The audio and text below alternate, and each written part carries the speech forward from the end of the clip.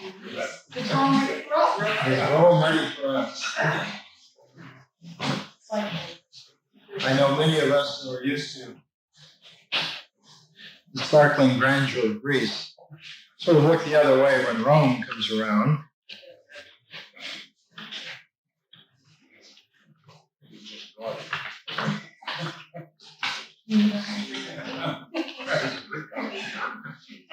Rome is difficult. Rome is very difficult.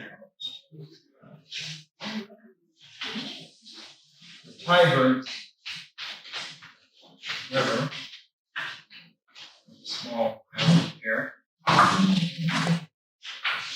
hill, like that, called Callimachus. Over here is another hill called the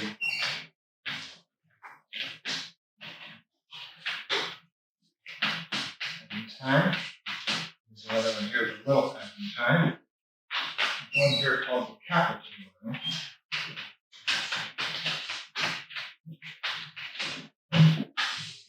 here that's kind of long.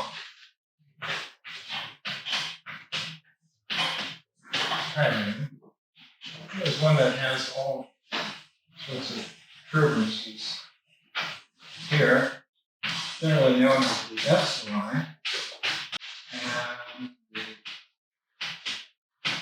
And so forth. This hill, the Palatine Hill, is actually the beginnings of Rome, and there is a tradition that Rome was built as a square, 4 square, perfect square, on the Palatine Hill. And this image of the squared off mythical origins of Rome around 753 BC is an interesting archetypal image which once posited and reinforced throughout the centuries formed a dominant matrix focus in the Roman psyche. And within this psychological squared matrix was a figure of a man named Romulus. And it's interesting that the bad people in Star Trek are Romulans. Romulus, really, a very shady character in many ways.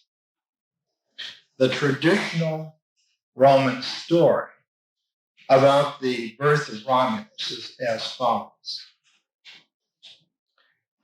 There was an old archaic temple, roughly in this area, and rebuilt later in circular shape,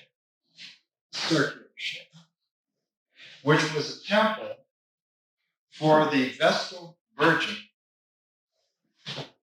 to, of course, keep the sacred flame, tend the incense. And at the time, the name of the Vestal Virgin was Ilia, I-L-I-A, Ilia.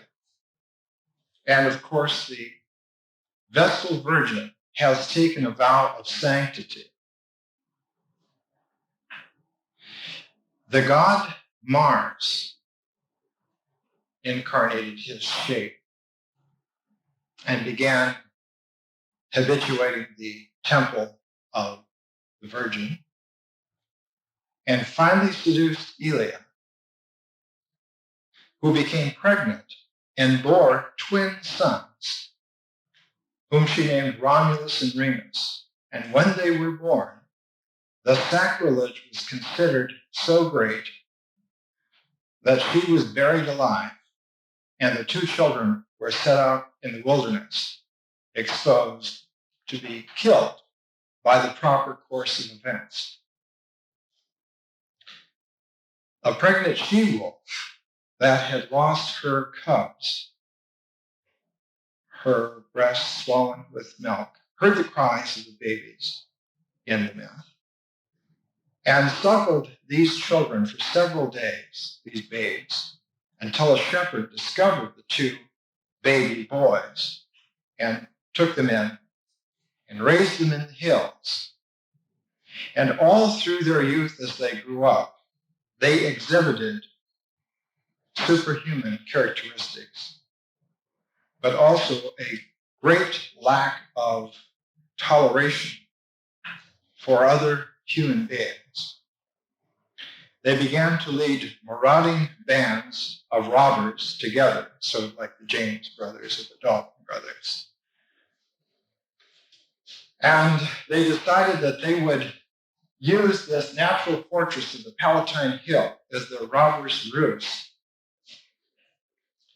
And having laid out the 4 square walls of this retreat, fell into a heated argument over what to name this place. And Romulus killed his brother. And so the name of the place became Rome. Romulus became the first king of Rome. And as a king, he could, of course, legitimize all of his robbing tactics, and the population would be dovetailed into a growing city retreat, which became like a small city state. As the first king of Rome, Romulus increasingly became hated by the people, his own people, who were presumably successful economically. And one day, as the myth goes, there was a tremendous eclipse of the sun at midday, and all of the Romans, early Romans by this time, were gathered in this valley between the Capitoline and Palatine Hill, which became the area of the Forum Romanum. The Roman Forum is in between those two hills. And during the eclipse, in the darkness at noon,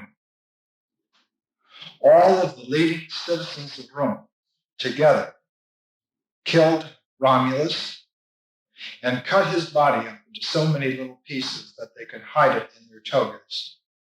And when the eclipse passed and the light returned, they told the populace that Romulus had ascended to divinity during the eclipse, and each in his own way disposed of this piece of Romulus that they'd had. And so an archetypal pattern within the Roman psyche had spun its way out into a classic conundrum. The god that Romulus was supposed to have become was named Quirinus. Quirinal Hill is named after that. And Quirinus, and because of Romulus's parentage from Mars, and because Mars's father was Jupiter, became a divine triad in Roman religion. And the great Roman temple, the temple of Jupiter Optimus Maximus on the Capitoline Hill, was dedicated to this triad of gods: the Father, the Son, and another Son, man who ascended and became God again. But in fact, all the way through the tradition of Rome, it was like a semi-secret innuendo that it was the peers of the population of Rome that had done away with this tyrant and had taken upon themselves their own leadership. So that hundreds of years later, when the banner of Rome went up, instead of saying Jupiter, OM, or Jupiter, Mars, Quirinus, it said SPQR, which means Senatus Populusque Romana, the Senate and the people of Rome. The Q is not, it's on Populusque. It set the pattern for Romans to take extraordinary discipline, extraordinary sacrifices, but after a certain point, to simply step outside all these frames of references, take matters into their own hands, and in a sudden vigilante cleanup, change the entire nature of the game. And this pattern was to repeat itself again and again and again in Roman history. After Romulus, there were 3 other Roman kings, so that there were 4 Roman kings. One of them was Numa.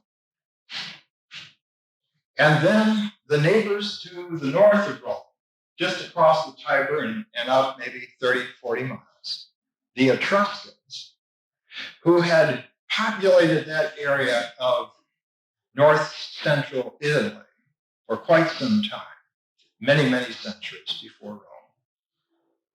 They were indigenous persons who had had Phoenician contacts. They had become great sailors and pirates. They were used to becoming wealthy through piracy against Greek shipping. They always stayed in the northern part of Italy, but they would send ships down around the coastline, Tarentum and so forth, the Greek colonies down there, and in Sicily and so forth. The Etruscans came in to the Palatine settlement, and for 3 generations, Etruscan kings ruled Rome, the Tarquins. And the last of them was Tarquinius Superbus. And Tarquinius Superbus was suddenly and violently ousted by the peers of Rome. And this, of course, signaled the initiation of the Roman Republic. And by now, the pattern of the Senate and the people of Rome had acquired more veneration than the monarchy. And for the first time, what had just been a council of elders as advisors became official. The feeling of a Senate of about 300 persons whose advice was to be sought in all matters of transition and change. Any important matter, it was the Senate whose agreement was the confirmation that this transaction could take place. So that the Senate became the joint of the structure of Roman mobility on the pages of history. So that the Senate loomed very, very large. Because of its size, and because it wished to become really a body of advisors whose judgment and sagacity were to be consulted, but who were not to be involved with specific day-to-day actions, the complement of the Senate became the councils. And there were generally 2 councils who were elected. And they were elected each year. And they could come back for several times. And later on, of course, near the end of the Republic, councils were elected again and again. This setting of the Republic allowed the Romans to expand until they began to take over this whole area of the hills, the 7 hills of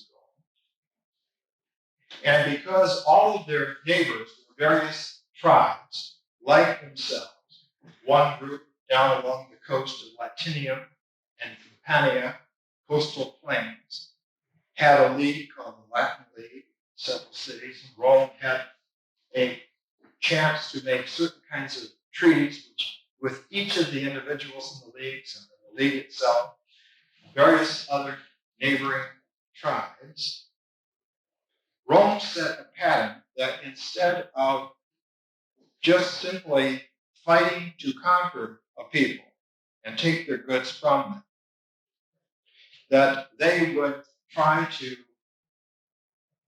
link up by giving the tribes that they came into contact with special privileges to participate in the great power and spoils that was developing here in the Roman nexus. So that as they began to expand and add to their territory and their population, it was not an arithmetical adding of aggregate numbers, but it was an unfolding and blossoming of a geometrically building power base whose complexity kept growing as it expanded. And there were more and more levels of citizenship in Rome. One could be a half citizen in certain ways, and if one behaved themselves and participated later on, one could become a full citizen, etc. So that Rome began to expand rather as a plasma which coagulates, rather than just a block aggregate of adding on. And so the complexity of Roman law and Roman constitutionality and the relationships between the Senate and the population, and between the population as human beings and the divinities which they worshipped in their religion, all began to resemble a fantastically complex puzzle. This pattern continued until roughly 387 BC. So for several centuries, this pattern of the Republic continued and grew. And then a tremendous invasion of Celtic tribes poured over the Alps, later poured over the Balkan, poured across the River Po, and poured down Rome itself, and laid waste to all of Rome except the original square fortress on the Palatine Hill, which held out miraculously. But the entire several centuries of development of Rome were completely negated and effaced. Rome lost faith with its companion tribes, with its friendly cities and enemy cities. It became, in effect, the weakling in the image of its neighbors. So that Livy, the great Roman historian, writes in Book 6 of his history,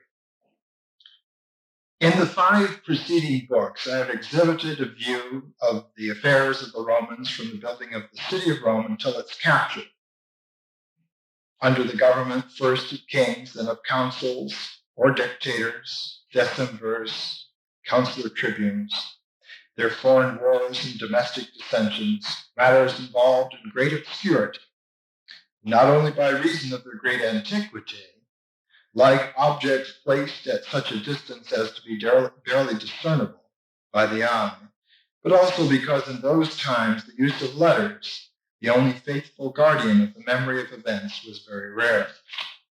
And he goes on to recount the sack of Rome. And it's interesting that after the sack, he writes, "It was judged improper that the tribunes, during whose administration the city had been taken, should preside at the elections of the year ensuing, and an interregnum was resolved on, while the public were kept diligently employed in repairing the city. Quintus Fabius, as soon as he went out of office, had a prosecution instituted against him, so that the leader who was in charge of Rome during the sack was prosecuted for having failed people. Two new figures entered in. The interregnum commenced, and Publius Cornelius Scipio was interrex, and after him, Marcus Furius Camillus a second time. So Camillus and Scipio in 387 BC began to work on the second founding of Rome. Now this fellow Scipio, and the other fellow is Camillus. Both are very famous. But the name Scipio is worth noting because this is the first time that Scipio appears in the annals of Rome, and it will be one of the most distinguished families of Rome. And in fact, we will see that 3 or 4 generations down the line, when the second founding of Rome comes into a great, horrendous series of wars with the Carthaginian Empire, who will come to the rescue but a descendant of this very Scipio, and who will consider himself, in fact, not only a descendant of the savior of Rome, but a reincarnation of Alexander the Great, and the only man to ever really beat Hannibal on the battlefield. His name, Scipio Africanus, and we'll see that next week, because Hannibal and Scipio are the great players on the stage which decided the fate of the world, really, at that time. But the great ancestor of Scipio Africanus was this Publius Cornelius Scipio, and they considered that in the rebuilding of Rome at 387 BC was the second founding of the city.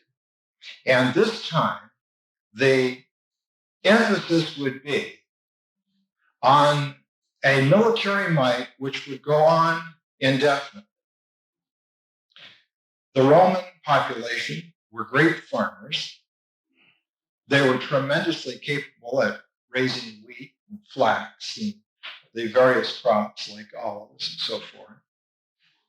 They had assured themselves of being on the great trade routes, and so they were economically very viable. But for about 50 years, they were precariously able to just barely win wars against neighboring tribes. And even under the leadership of people like Marcus Furius Camillus, who was a real fine military general, and Scipio, of course, a great individual, they were just barely, for 2 generations after the sack of Rome, to hold on.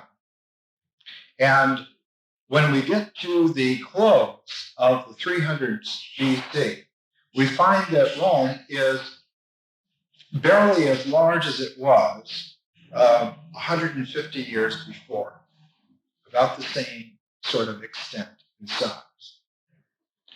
It was then that the Roman population began to seriously gear themselves up into letting neighboring peoples join Rome as full citizens and come under the protection of Rome and be able then to raise troops and armies on their own to fight under their own commanders, but under the general aegis of Roman consular units.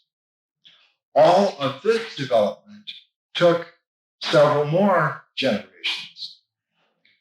And in the period from the sack of Rome to about 280 BC, there was hardly a year that went by in the annals of Rome where they were not at war with one tribe or another, constantly extending themselves, until in 295 BC, Rome had a severe test. It was one of those battles where everything seemed to be at stake, and more troops were brought into play. And the location of the battle was in south of Rome, some distance, at a place called Sentium. And this is the way that Livy describes. I had 3 short excerpts here. This is the battle in 295 BC that taxed Rome to its ultimate. It was probably the greatest battle that Rome ever fought in terms of actual men employed and loss of life. The consuls, according to Livy, having crossed the Apennines, came up with the combined forces in the territory of Sentina,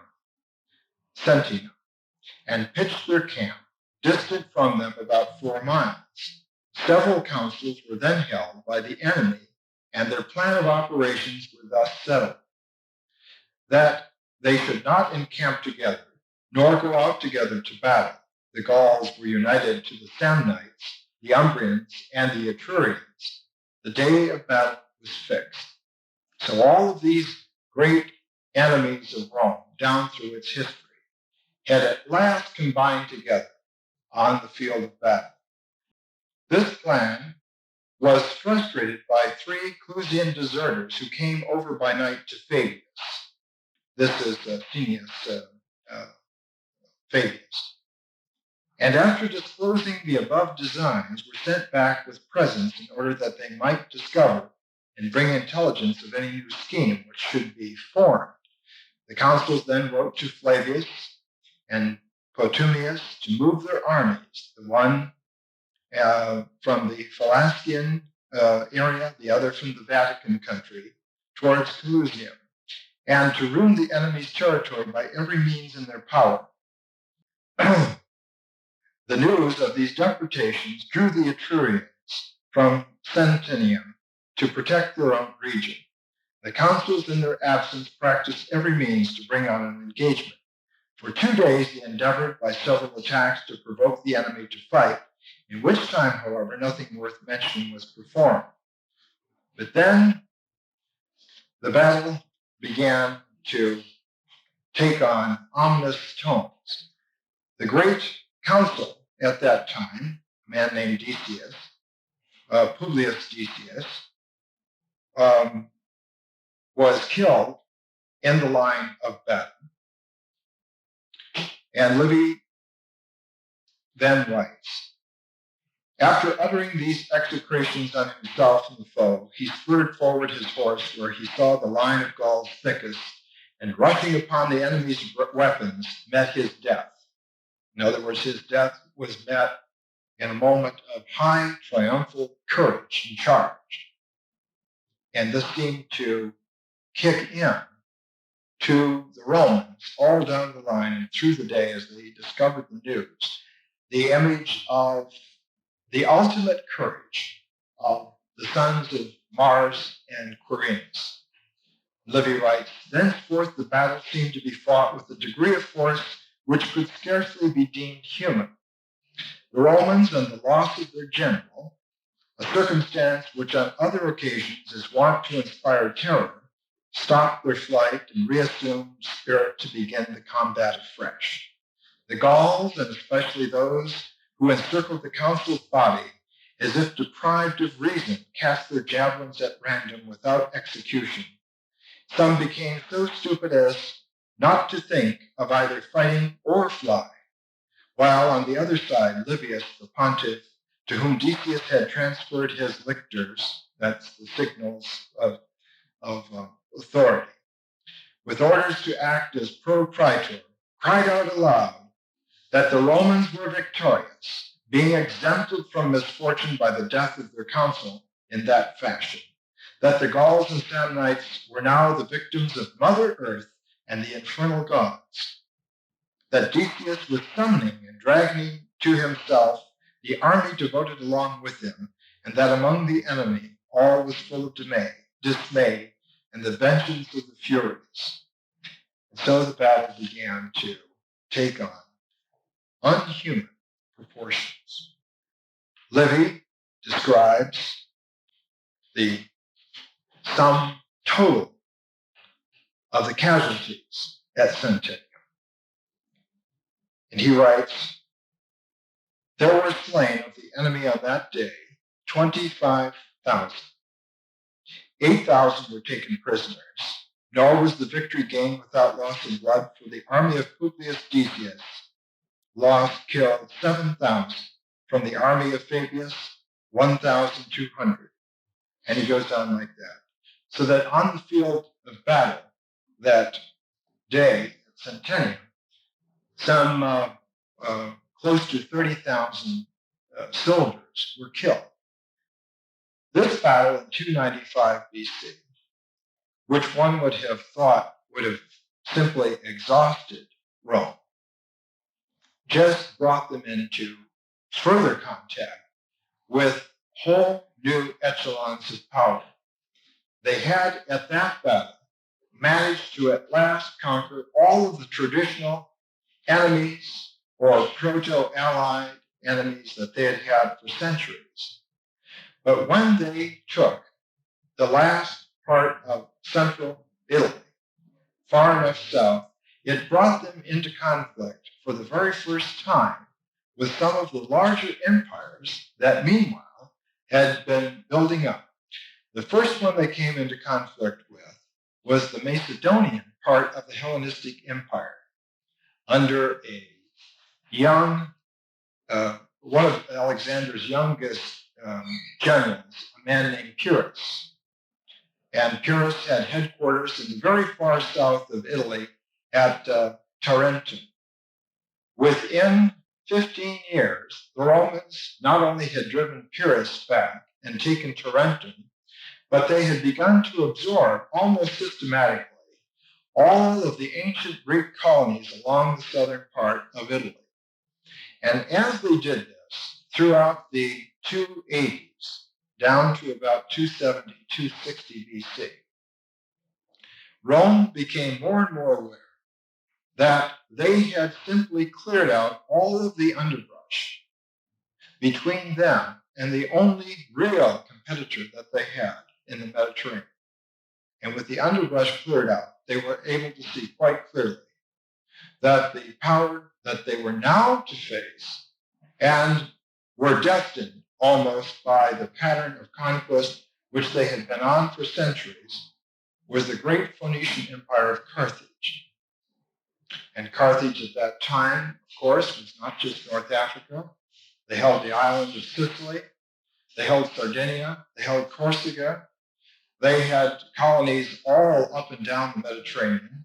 They were a great seafaring nation, and in fact, they were unbeatable on the Mediterranean Sea. In their area, they would simply ram any foreign vessel that they could find and sink it. The Romans at this time made a decision. They had always been a land-based army people. And they realized that in fighting the Carthaginians with the Carthaginian navy, that they would have to have some new tactic of naval warfare in order to participate militarily with Carthage.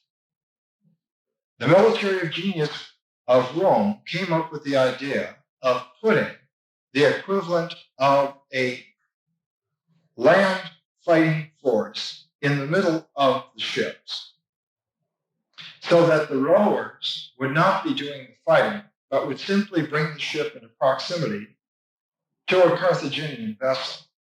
And then with grappling hooks, these pirate grappling hooks that they learned from the Etruscan raiders, they would bring the ships together, and the fighting forces, the infantry who were on the ships, would storm the other ship. And of course, this was an incredible strategy. It had not been seen in naval warfare up to that point. The Carthaginians, who were used to simply two movements, either coming alongside and shearing the oars off the vessel, or in coming and butting into it and causing a great gash and hole, were overwhelmed. And for the very first time, at the first battle off the northern coast of Sicily, the Romans were able to beat the Carthaginians by this use of infantry aboard the ships. They'd become floating fortresses rather than just fighting vessels, so that mobility was no longer the key issue, just simply to get in proximity. And the other side, of course, the Carthaginians were rushing in to get into proximity, and they were not expecting the Roman tactic at all. The Romans suffered losses more due to storms than the Carthaginians.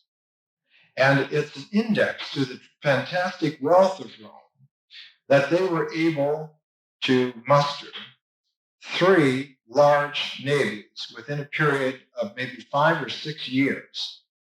140 ships, I think, was the complement the first time. And when that was used up, they raised another one. And when that was used up, they raised another one. So that this war that had been entered in the mid-260s with Carthage finally had ground the Carthaginians down to the point to where they were literally, economically, and militarily unable to compete in Sicily. And so they sued for peace. And they agreed to withdraw completely from the island of Sicily and to pay an enormous indemnity to Rome, some 3,000 to 4,000 talents indemnity. And while they were busy signing the papers for this, Rome preemptively sent a fleet over to the island of Sardinia and very quickly subdued that entire island, and also Corsica, so that the Carthaginians found themselves pushed back to the coast of Africa. This whole development is referred to in history as the First Punic War. The Punics, the Phoenicians, the First Punic War. And when it was over in a bitter, sullen way for the Carthaginians, and an ebullient, triumphal, psychological explosion for the Romans. The Carthaginians, on their part, seeking to reestablish some economic base, that is, foodstuffs and crops and manpower, from which to regroup, began fighting and taking control of Spain under a general whose name was Hasdrubal Barca, who was the father of Henry. So that at the close of the First Punic War, it was really like the lull after the First World War. It was just a lull in which both sides began to maneuver again for a renewed outbreak. And next week is the story of the Second Punic War and the Third Punic War, which takes the history of Rome 100 years and raises it up to the level of a universal state. By the end of the Third Punic War, Rome was simply, literally, unbeatable. This entire development is interesting for a process that had become initially a matter of small change with the Roman mind, but by the First Punic War became culturally the most important element of their lives. They had always, remember, when they had assimilated other people, had done it in sort of a way of inviting them to participate with the grandeur of Rome. Take your share, bring what you can do. And when they began to include the great old ancient Greek colonies of South Italy and the venerable fine Greek city-states of Sicily, for the first time, really, the Romans began to see themselves as pedestrian, almost barbarian peasants compared to these quick-minded, clever Greeks who had wonderful squares filled with beautiful architecture, amphitheaters in every city where great plays were put on, an incredible sophistication in religious outlook, so that the Roman psyche began at this time to take in over innumerable cultural bridges the culture of Hellenistic Greece. And I think it's probably always singled out as the watermark of the change of the Roman mind, when in 240 BC, the next year after the close of the First Punic War, we find the very first production of a play in Rome, in Latin, by a Roman playwright. And the very beginnings of Roman drama happen the year after the close of the First Punic War. That playwright's name is Plautus. And Plautus begins in 240 BC. And his first plays are based on Greek originals, and he redoes them in Latin and adds a lot of his own slapstick humor. And it's interesting that Rome would choose comedy, not the old comedy of Aristophanes, but really the new comedy of Menandri, plot complications, slaves who plot against their masters to try and get their share of life, mistaken identities, twins involved in complicated plots. One of the most famous of Plautus's plays, really an odd play, named Amphitryon. Amphitryon is a Greek who has a beautiful wife named Alcmene, and Zeus, or Jupiter, has fallen in love with her, Jupiter being captivated by all the young ladies, able to change form in order to appears as Amphitryon to his wife Alcmene. And his fellow companion is the god Mercury, who appears, as luck would have it, as Amphitryon's slave. So in the whole first part of the play is this tremendous monologue of Mercury, who is the god Mercury, Hermes, and also is the slave, Sophia. And he's talking to himself back and forth between the two personas of him, back and forth between a man who's a slave and a chump at that, and the god who's the messenger of the gods. And this tremendous interplay of planes of meaning, the human and divine brought together in an incredible juxtaposition. And not only that, but there is always a prologue in Roman drama in which the plot is completely told, so you know exactly what's coming. And yet you're not ready for the incredible twists and surprises that come out. In the prologue of Amphitryon, in fact, Mercury comes out and he says, since every member of this crowd is eager for me to prosper all his business ventures and bring him luck in every trade and sale, since all of you would have me guarantee your least investment near or far a profit and flourishing returns on all transactions, those you embarked on, those you plan forever. And since the only news you'll have me bring, whether of public or private enterprise, you choose to have encouraging in tone, you know, of course, Olympus has assigned to me control of messages and money. Let me adjure you then, to the degree you seek my favor, to settle down and shut up, and give this play we're acting a fair chance. This is Plautus, to almost a Mark Twain type of a humor where he leads you on and you're following the story very delicately, and all of a sudden you realize that, like a tall tale, he's got you way out on the limb, and something ridiculous will come out. This is the style of Plautus. But it's interesting in here. He's described a plot which seems to be very complicated. It seems to be very depressing. And so he says, I can hear the audience groaning at the prospect of a serious play, but A God can change it, surely, and I shall. Let it be comedy, and no line changed. What would you call that? What a stupid question, as if I didn't know. Being a God, I understand your feelings perfectly. Well, we'll mix it up. Half tragic and half comedy.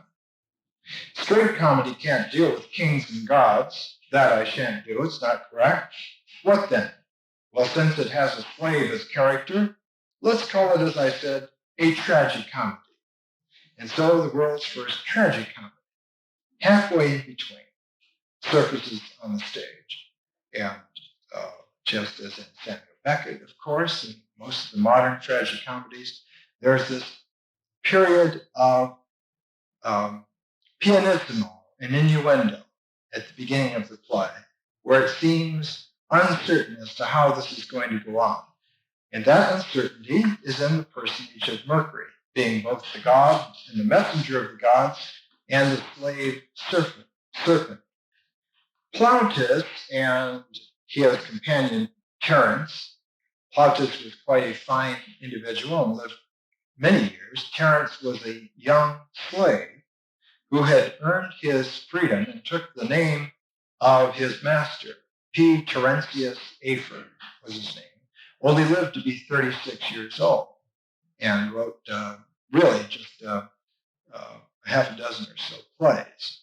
Of Plautus, it's said that he wrote 130 plays, but we have about 20 of them that have survived, which is quite a few, really.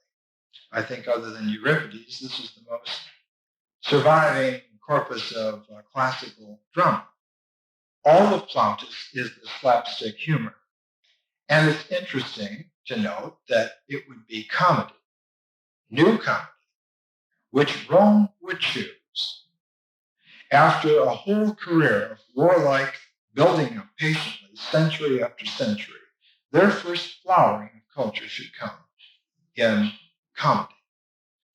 This development, I think, is probably a balance out of the desire for the Romans to try with their great Capuline triad of Jupiter, Mars, and Quirinus, who really, when you look at them, it's weighted very heavily towards the aggressive, masculine side of experience. There's a wonderful study of this, and I think I'll give you a quotation here. The plays of Plautus are sort of a triumph. The triumphal springing of the Roman mind and experience after centuries of warfare, and they had reached some plateau of achievement. They had all of Italy, they had Sicily, Sardinia, Corsica. Everything south of the Po River in northern Italy was held by the Romans and quite secure. This pattern of triumph was repeated in miniature every time a general would come back to Rome with his conquering troops. And he would arrive into the center of Rome. By now, this was an enormous city area. And he would arrive here at the Circus Maximus between the Aventine and the Palatine.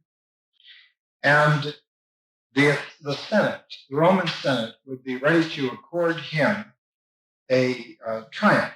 This is a description, then, of the procession of the triumph, a very short description of it. The triumph, when the Senate accords it to a victorious general, is the most striking manifestation of the undertaking between the god and the people. By his success, itself the fruit of his vow. In other words, before any general went out on an excursion with legions, he would take a vow before the statue of Mars in his compartment up on the Capuline, take a vow to serve faithfully and hope that the god would fill him with his presence. He could be assured of this because he was of the descendants in lineage of Romulus, who had ascended back to this divine level and was one of the triad of the gods, so that it was for the continuance of Rome that all this was being done, so that he had taken this vow. Now, by his success, itself the fruit of this vow, the general had become Jupiter's debtor. He discharges his obligation at the head of his army. Leaving the field of Mars, the procession reaches the Circus Maximus, in between the Aventine and Palatine Hill. And going around the Palatine, enters at the bottom of the forum upon the Sacra Via, sacred way, which leads to the foot of the Capitol. For several hours, the triumphant general is the human double of Jupiter. That is, this is a ritual drama which is being reenacted again and again by triumphant consuls coming back to Rome. Following the classic arrangement of the ceremony, in which Greek elements were superimposed on an archaic Roman setting, he advances in a chariot, crowned with laurel, and in the apparel of the god. His face tinged with red like that of the statue which awaits him in the sanctuary, he holds in his right hand a laurel branch, and in his left an ivory scepter topped with the figure of an eagle. Behind the Senate, forming a colorful cortege, the white animals destined for sacrifice, always a bull was sacrificed in ancient Rome to Mars. The spoils and the distinguished prisoners precede him, while his soldiers follow him, singing songs of mixed praise and satire with the utmost freedom. In other words, the triumphal procession of a council coming back to Rome was in itself a religious ceremony, perhaps the most important one for the people of Rome. At the foot of the Capitol, he steps down, then climbs the slope, and entering the temple, presents to the god the laurel which he has brought. For the whole Roman people this day is an extraordinary experience from which, as from a spring, they draw new reasons for hope and pride, and of course, continued success. And one can see that as they were able, by the end of the First Punic War, to look back upon their career of centuries of steady and inevitable triumph, they began to assume that the ancient mythos of being favored descendants of a man ascended to God, that they were literally unbeatable, and that the Pax Romana was a divine manifestation upon the earth. Plutarch's account of one of the most famous triumphs, that of Aemilius Paulius after the victory of Pydna, gives an idea of the splendor and the spectacular heights of power to which this liturgy, enriched by the example of the Hellenistic pageant, might attain. And then there's a long quotation from Plutarch, and if you're interested, it's in the biography of Aemilius Paulius. But just a few sentences at the beginning to give you the flavor. The people erected scaffoldings in the theaters for equestrian contests, which they call circuses, and round the forum occupied the other parts of the city which afforded a view of the procession, and witnessed the spectacle arrayed in white garments. Notice the white garments, the white sacrificial animals. And what is conspicuous in all this is the moving figure in royal purple of the consul, who is Jupiter. Jupiter, especially in his final ultimate form, Jupiter Optimus Maximus. And witnessed the spectacle arrayed in white garments. Every temple was open, filled with garlands and incense, while numerous servitors and lictors restrained the thronging and scurrying crowds and kept the streets open and clear. 3 days were assigned for the triumphal procession. The first barely sufficed for the exhibition of captured statues, paintings, colossal figures, and so on.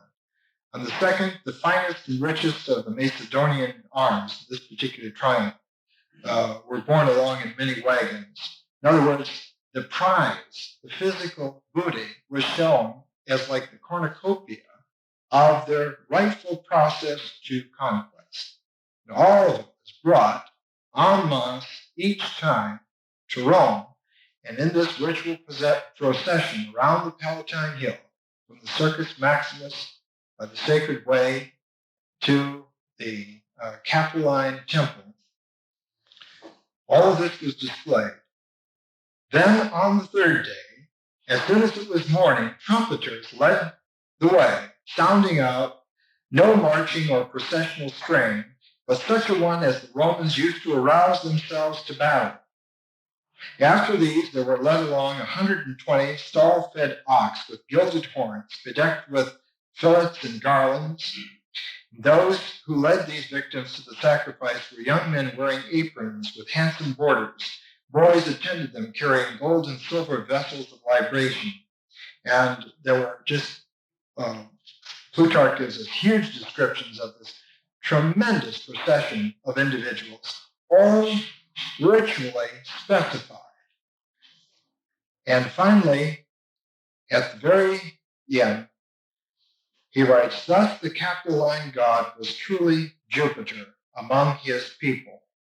Throughout Roman history, his temple remained in the political and religious citadel, as the other summit of the hill was the military citadel. Rome knew itself to be safe for as long as the temple should exist, or when it should be reborn from its ashes.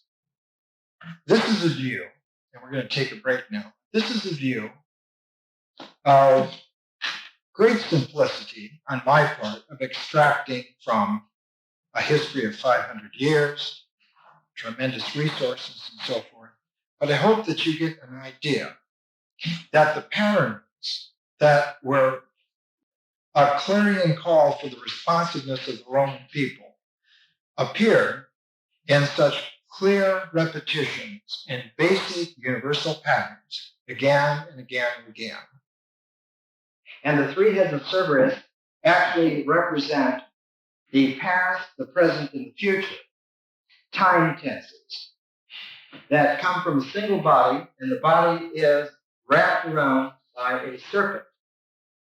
So that the understanding of time is that it has this kind of a nature of a lion, a wolf, a dog, wrapped by a serpent.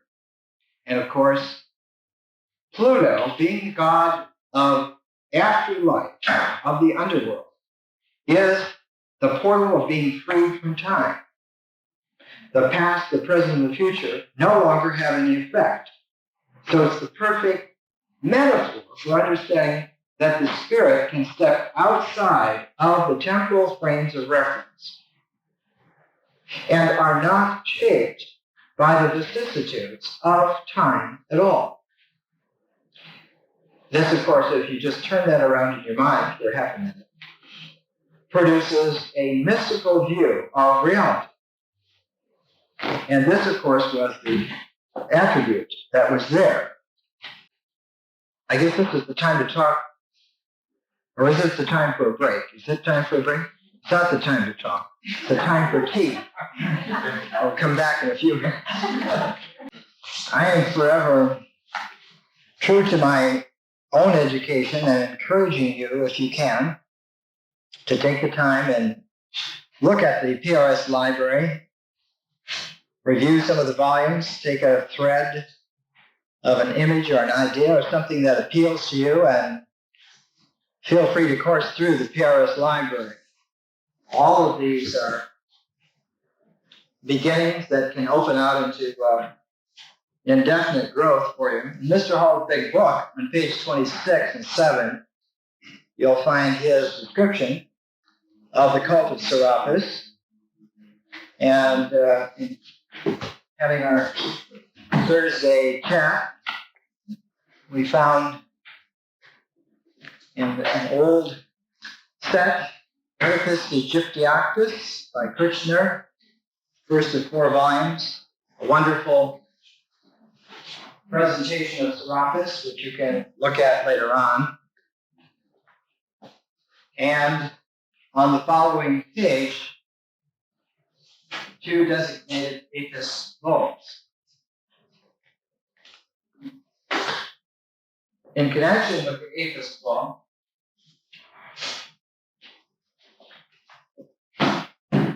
the religious purification, going back into timeless antiquity, is to eliminate all excesses, to par down to the essential structure and shape. And so the bulls were not fat, but they were as trim as could be, and they were kept in the temple precincts, and they were fed a special diet, just as the devotees, the priests and priestesses also.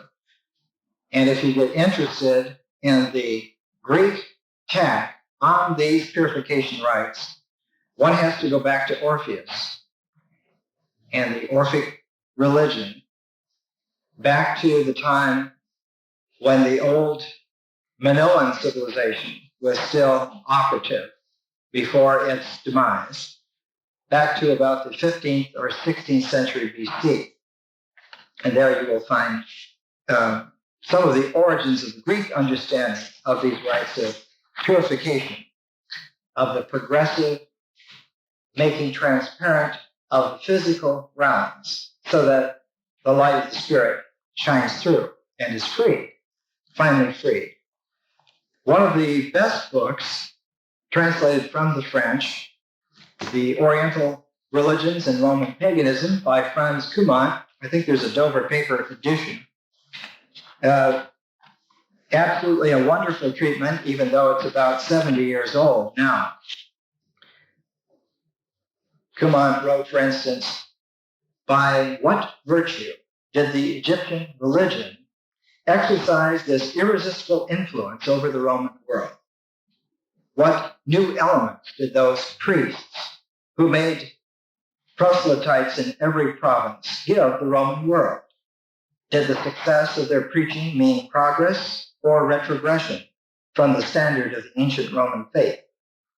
These are complex and delicate questions that would require minute analysis and cautious treatment, with a constant and exact observation of shades.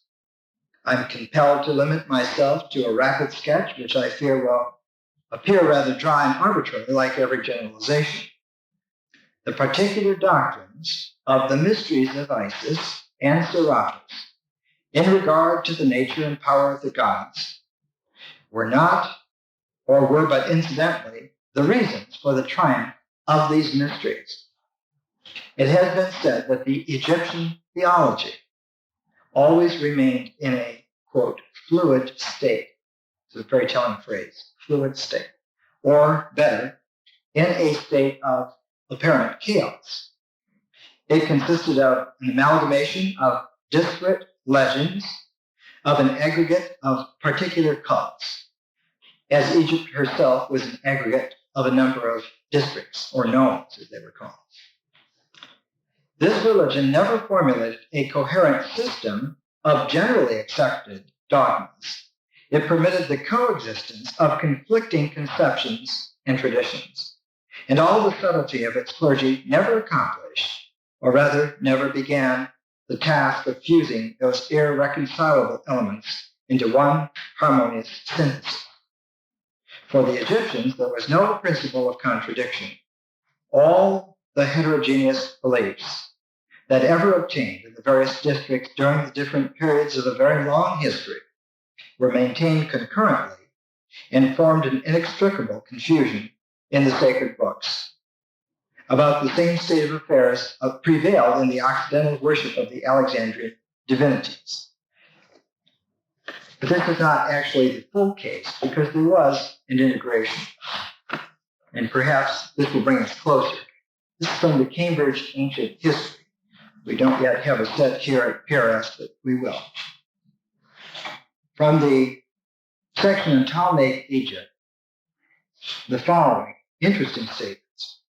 The chief question which faces the historian who inquires into this life is that of the mutual relations between the two strata of population in Egypt, the newcomers and the natives, of their influence upon one another, the Hellenizing of the native and the Egyptianizing of the Greeks.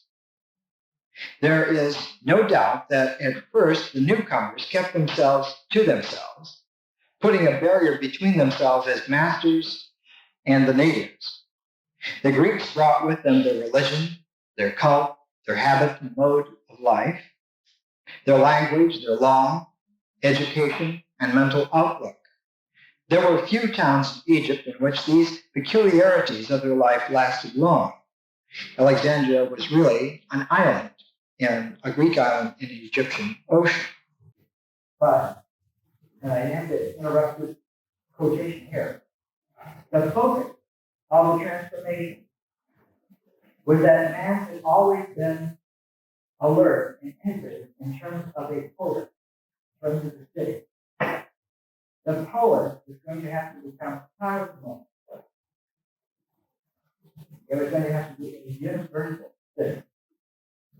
And of course, the direct line down history that would finally manifest the whole thing in terms of a comprehensive statement in a literature is Augustine's great work, The City of God.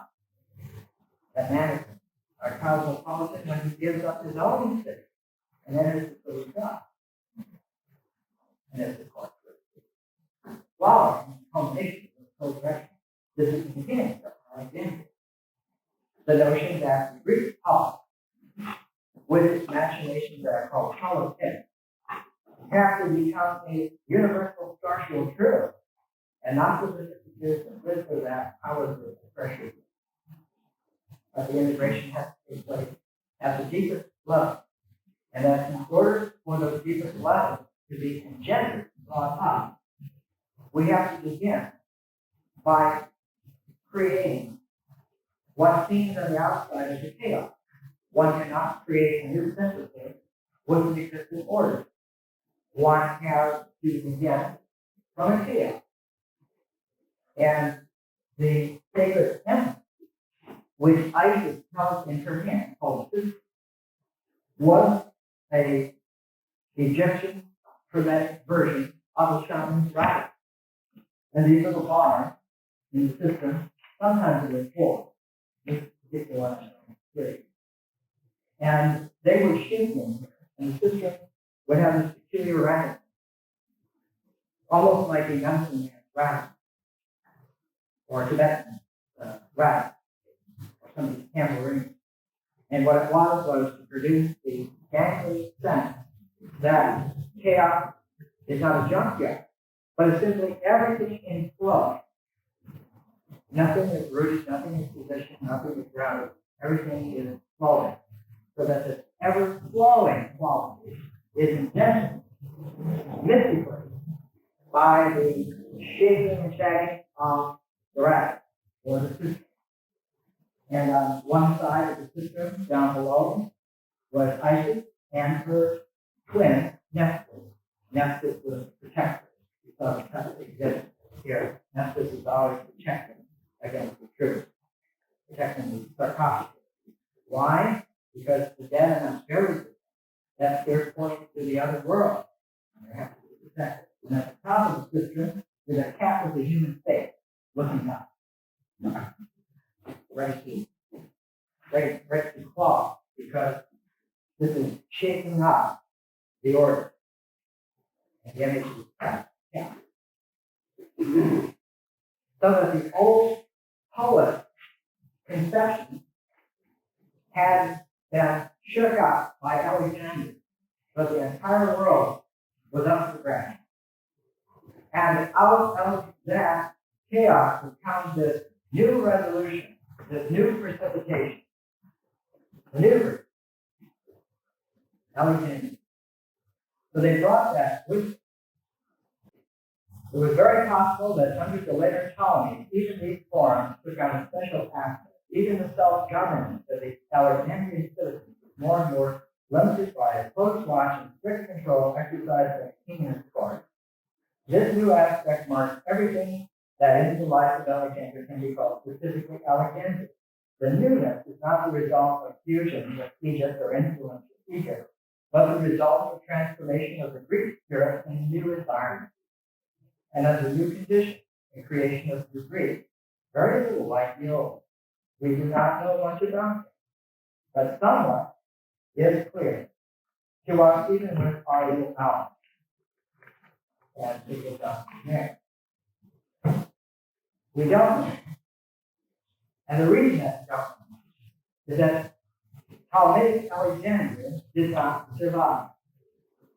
The Ptolemaic Alexandria was changed, torn up, and then finally completely uprooted and redone, not only by the vicissitudes of history and man, but by Mother Nature herself. That area of land has subsided so that half of old Ptolemaic Alexandria is underwater, covered by mud and debris.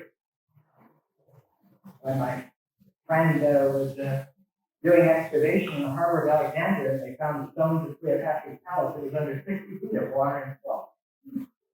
The land is. And also because that was going on, various generations of builders during the Middle Ages, and especially in the 19th century, simply scooped up great gobs of landfill and covered over all the old things.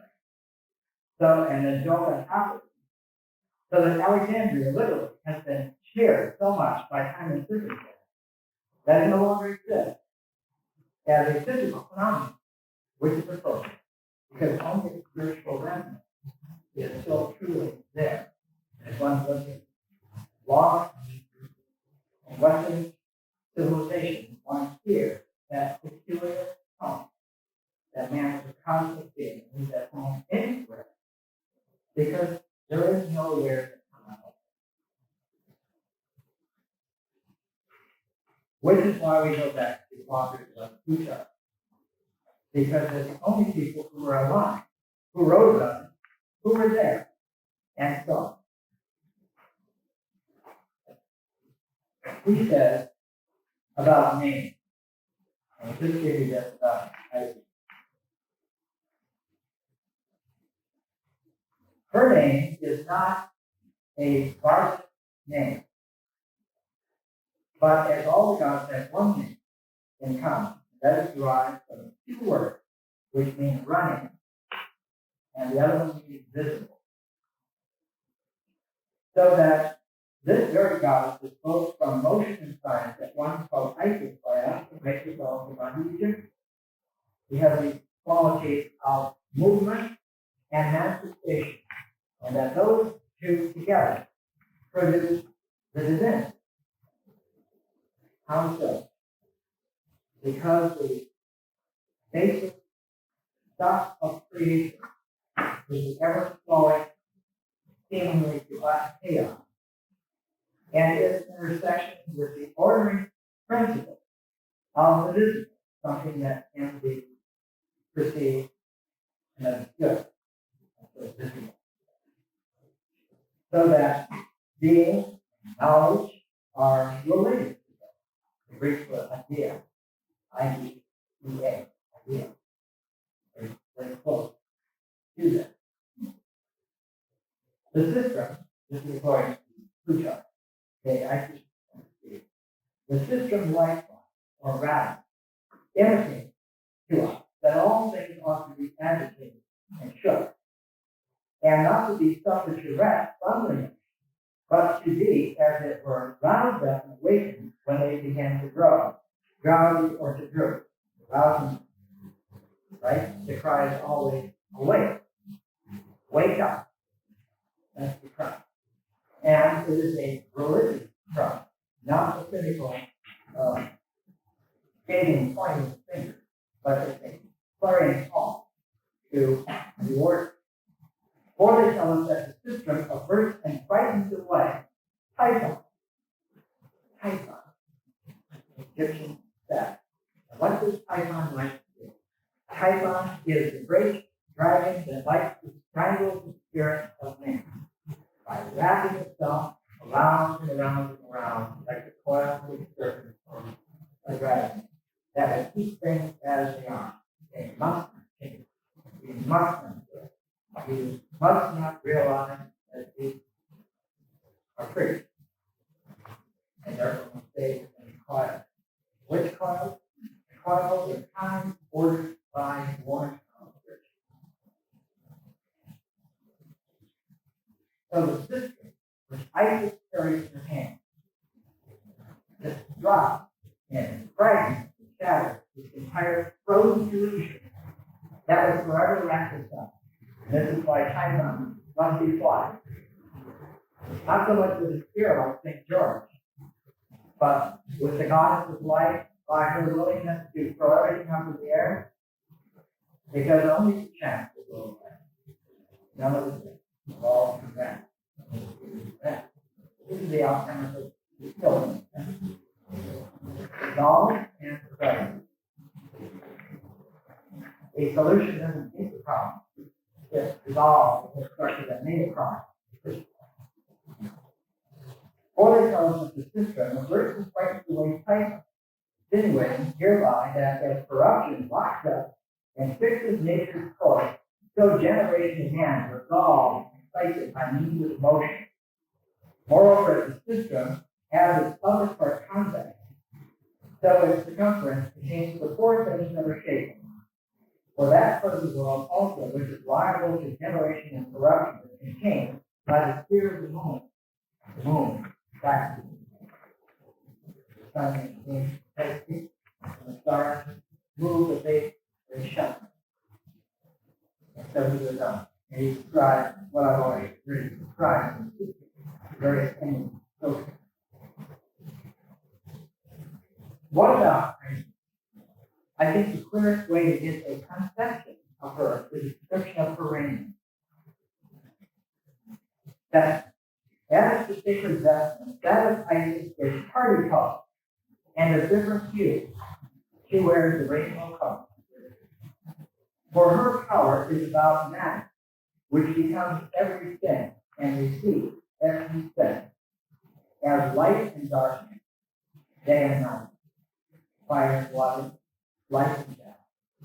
Again, there's a progression there. Because I don't have one enough in this week. Talk about this. There's a progression.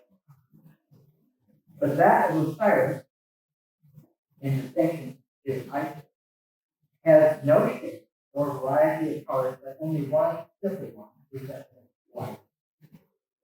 For the first principle is untempered, and that which is first and of an intelligible nature is unmixed, which is the reason why, after they have once made use of this garment, they lay it up and keep it closed, invisible and not to be touched.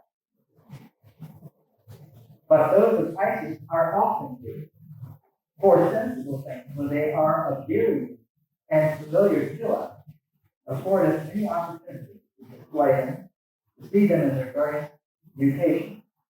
But the apprehension of what is intelligent, sincere, and holy, darting through the soul like a flash of light, attends but to some one single glance or glimpse of its own, for which reason both Plato and Aristotle call this part of philosophy by the name of the apocalyptic or mysterious part, intimating that those who by help of reason have got beyond these fanciful, mixed, and various things, mount up to that first simple and immaterial being. And when they have certainly reached the pure truth about it, they believe that they have at last attained to complete philosophy. Yes, page 135, number 78. And one last note on Isis, the cult of Isis, that there was a peculiar, particular innocence that was used. And I'd like to read you Plutarch's description of the ingredients of the incense. Not very long, it's about 10 lines. But you'll be able to see in the recipe of ingredients an insight into the symbolic nature of Isis. She is, of course, the figure that becomes the Madonna. It's called Kyphi, Kyphi. Moreover, that thing called Kyphi is a kind of composition made up of 16 ingredients. That is, of honey, wine, raisins, cypress, rosin, myrrh, asphaltus, mitch, bitumen, nightshade, and God, to which they add berries of both the juniper, the one where they call the prayer, the other the lesser. There's also calamus and cardamom. Neither do they put them together slightly or at a random rate, but the sacred ones are rich with perfume, all while they're contaminated. As for the number of ingredients, 16, although it may appear important being square of square, 2 times 2, 4 times 4, square, square, making the only square surface which has a periphery equal to its area. There's a sacred denominator. All. Yet I make you say that this contributes a very little here, but it is the contained species, most of which are aromatic properties, that send up a sweet fume and an agreeable exhalation by which the air is changed, out of change, is put into motion, instead of by distance, by all the harmony of dear, poignant fragrances that you could have. So that sound, distance, smell, resonance, like that. I never understood much of this sort of thing until somebody brought me some frankincense from Cairo. And the first time that I smelled it, I was absolutely astounded because it activated 2 chakras away from the time. And instead of having a single response, one had a integrated but 2-level response. There was a spiritual response and there was a physical response together. And they were integrated. And so that one could see that there was a sacred triangle with the world and one's participation. One goes in a certain way and out of a certain way. And that circulation is all of one piece, all of one part. So that one studies it medically, one says that man's motion is the infant itself. And the body being moved by the breath sinks into a calm and gentle place and retains the temperament conducive place. And of course, where are you going to have this sleep? On the simple ground. And what will you do in that sleep? You will have a dream. And the dream will be from the goddess who has given her grace of a new view of life, a new chance to restructure everything. So all of this is put together. And of course, the pipeline of the sacred temple duty one and to follow the recipe exactly as it was.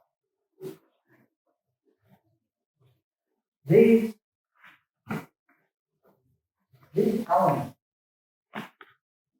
of course, read into the deep mystical path. And in order to ground oneself in the background, so that you don't go top heavy of going off in speculation, the best path, any classical path, the one that the founders use, the one that the Plutarch would recommend, and many other essays, is to go back into the tradition and learn the history, learn the way in which it was developed. And of course, we have, for instance, the beautiful large volumes of Osiris and the Egyptian Resurrection by Wallace Fudge.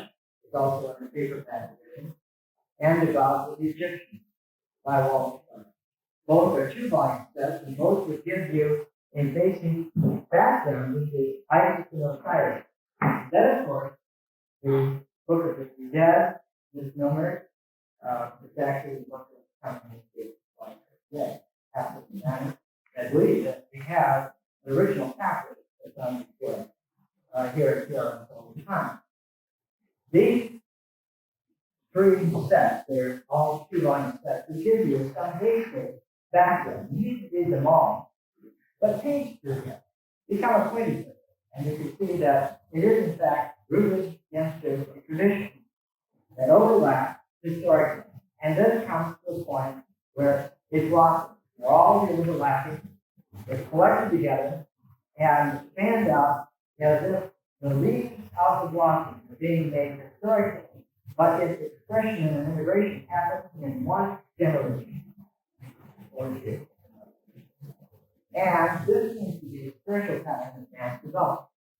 Long periods and epochs go into fashion, the various patterns of a pattern whose culmination is only seen at that time, that generation, where they're gathered together by a religious consciousness and displayed then as the work, not to complete. And in each case that we can observe civilization doing it, we find the same qualities as in Alexandria.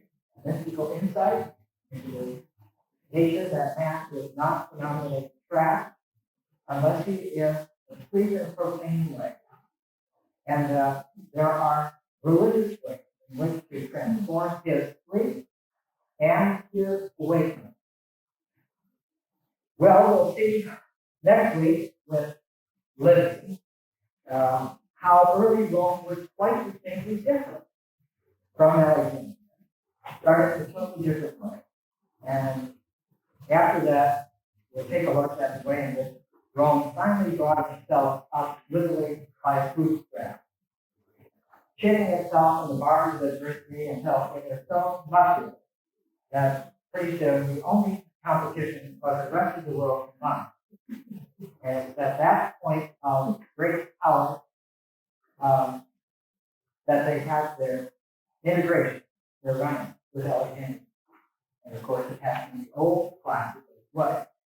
A man and a woman, Caesar and Cleopatra, embodying the whole universal tension, just one conflagration. We